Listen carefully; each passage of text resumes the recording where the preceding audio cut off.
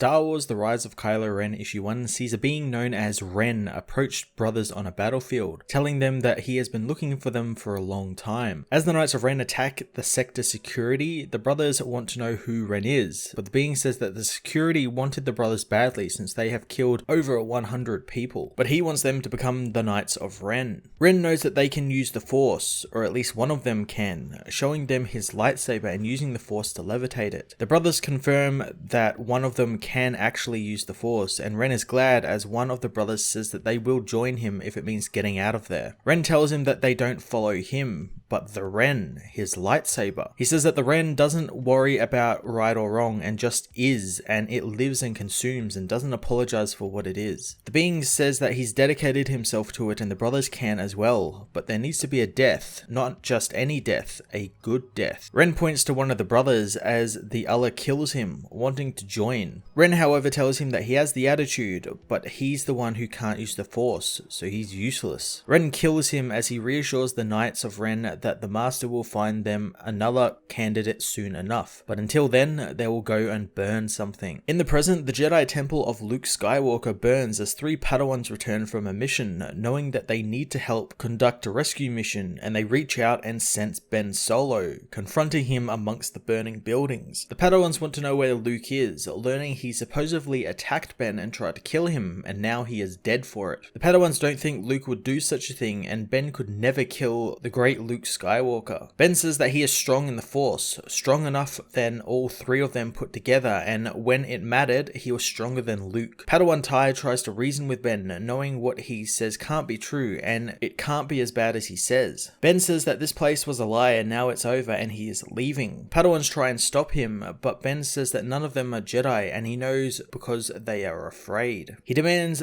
they get out of his way or he will be forced to fight. Vo attacks him, but Ben uses the Force to freeze her mid-air, throwing her into Hennix. Tai demands to know why he's doing this as the other Padawans ready to fight their former friend. Using the Force, Ben blasts them into the rubble, wounding Hennix with some shrapnel. Ben hesitates for a moment, telling them that he warned them as they tend to Hennix and his wound. Tai asks Vo what they are going to do, and Vo says that they will help their friend and then they will see as Ben leaves. Ben heads for his ship, telling his droid on board GG that they are leaving. Firing up the ship, Ben takes off as the Padawans board their own, putting Hennix in its medbay to recover. Vo knows that Ben is running, so firing up the engines, she gives chase. Tai says that they need to find Master Luke, but Vo says they can't sense him or anyone else alive in the temple, and normally the Force sings out in praise in Luke's presence, but they don't hear that now, so they need to face the facts that Ben killed him and that they need to bring him to justice. The Padawans pursue Ben, who loops around to face them, speeding straight towards them, firing his cannons and blowing out their engines. Gigi wonders where Ben will be headed next, suggesting he go home to the Hosnian system. Ben thinks of his mother as a voice says that they both thought it would happen, that Luke would attack him out of fear for his strength. In the past, Ben brings down his hut on Luke, crawling from the rubble and shouting, demanding to know why he did this. Suddenly a storm appears above the Jedi Academy, with lightning shooting down and destroying the temple. Panicking, Ben rushes to the burning temple, hoping to save some of the people,